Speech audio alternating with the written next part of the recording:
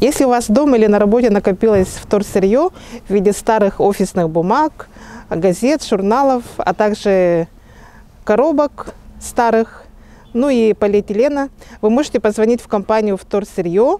В этом случае машина к вам приедет абсолютно бесплатно и вывезут лишний мусор.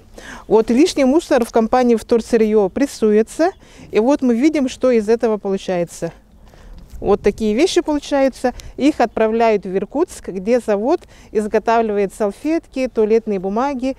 В общем, из этого вторсырья получается совершенно новая продукция. Анатолий, почему вы решили заняться вторсырьем? Ну, как сказать вам, я очень много езжу вообще сам.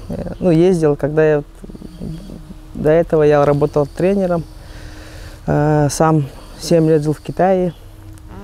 И получается, как сказать, вот у меня был опыт в 2019 году, когда у меня вот очень было много выездов на соревнования.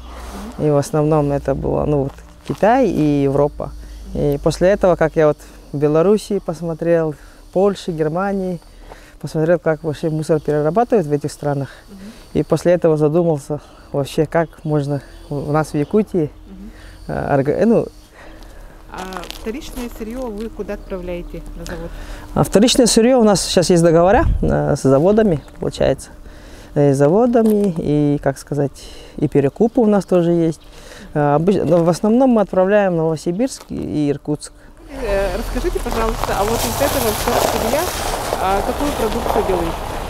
Ну вот, получается, с бумаги, архивные бумаги и книги, журналы делают, в основном это салфетки, туалетная бумага в основном. А вот эти картонки, полиэтилен в городе как собираете? От организации или населения? Сейчас мы в основном, наша работа заключается в том, что мы с организациями работаем и у населения тоже принимаем. Получается, у нас сейчас порядка 150 точек, которые мы обслуживаем. А население мы стараемся принимать на базе. Получается, у организации вы вторсырье вывозите бесплатно? Да. Какие у вас объемы в месяц, допустим, сколько вторсырья собираете? В месяц, сейчас у нас порядка, в марте месяца мы только вышли на хороший объем, это порядка 110 тонн, 115-110 тонн в общем. Из них там порядка 85-90 тонн это картон, а в остальном это архивная бумага, книга и полиэтиленовая пленка.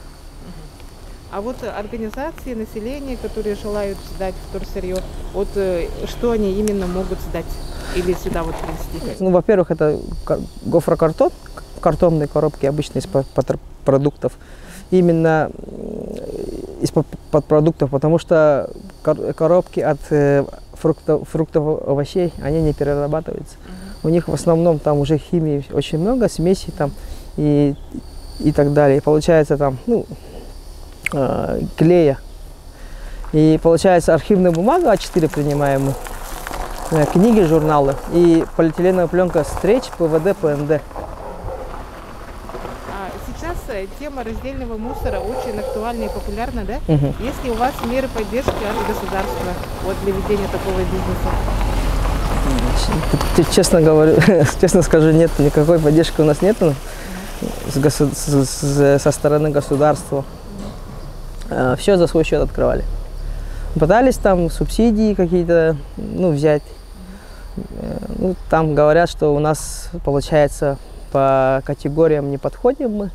Если берете субсидии, нужно что-то производить. А у нас, получается, нет производства. А производство это в Якутии не актуально, поэтому. И какие у вас планы в ближайшее время? В ближайшее время хотим. Сейчас я, например, стою на аренде здесь, на базовом переулке. Хотелось бы, конечно, господдержки какой-нибудь, хотя бы, не знаю, там, по льготным ценам базу арендовать, или, не знаю, там, участок или что-нибудь. Хотя бы, чтобы поддержка какая-нибудь была. В планах собственная база, наверное, хотя бы, во-первых. А во-вторых, хотим развиваться в этом направлении. Работы много. Просто у нас сейчас население тоже, как сказать, не информировано в этом направлении, потому что сейчас точек тоже, магазинов очень много, которые еще не знают, что можно сдавать вторсырье. Хорошо, спасибо вам за интервью.